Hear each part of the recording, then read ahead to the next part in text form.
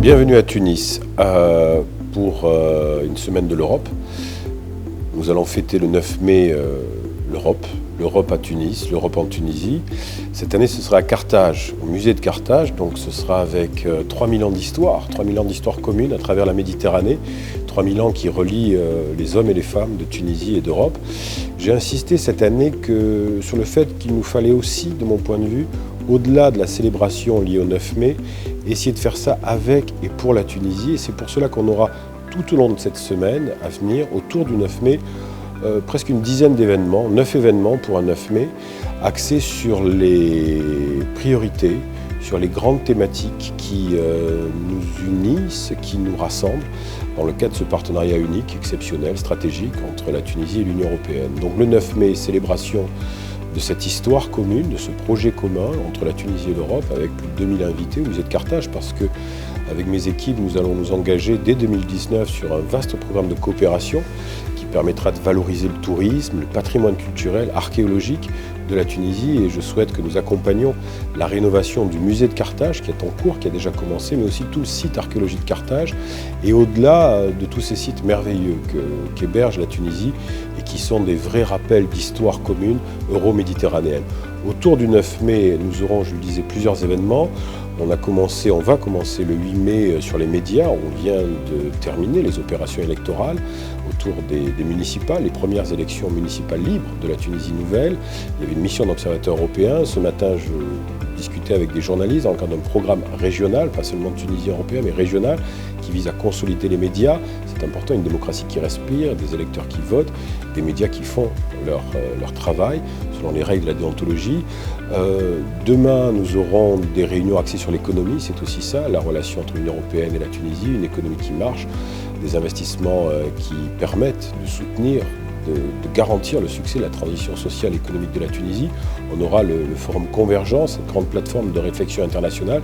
C'est la deuxième fois seulement que cette plateforme essentiellement européenne sort d'Europe. L'année dernière, elle était en Birmanie. Cette année, c'est en Tunisie. On va parler d'économie sociale, d'économie solidaire, veiller à ce que justement l'économie ait un impact social positif pour permettre à la jeunesse de Tunisie, la moitié du pays, de s'épanouir, de se développer, de voyager.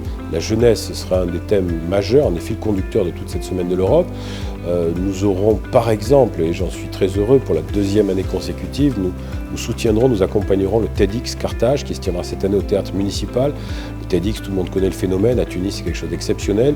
Lorsque a été lancé le TEDx 2018, en moins d'une heure, toutes les places ont été réservées pour le théâtre municipal, basé sur le témoignage de ces jeunes qui réussissent, qui bougent, qui font bouger les lignes, et que l'Europe et la Tunisie encouragent justement à permettre à toutes et tous de démontrer qu'il n'y a pas de fatalité en Méditerranée, qu'il n'y a pas d'incompatibilité entre les deux rives, et que nous écrivons, que nous continuons d'écrire une histoire commune.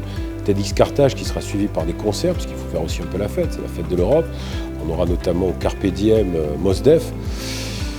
C'est du lourd, c'est du rap, c'est bien, hein, le Bay de Brooklyn, ce sera très bien. On aura d'autres événements sur la jeunesse. Juste après, j'irai à Monastir pour un forum euro-arabe consacré à la jeunesse, dans le cadre des activités de la Fondation Annalint, la présidente.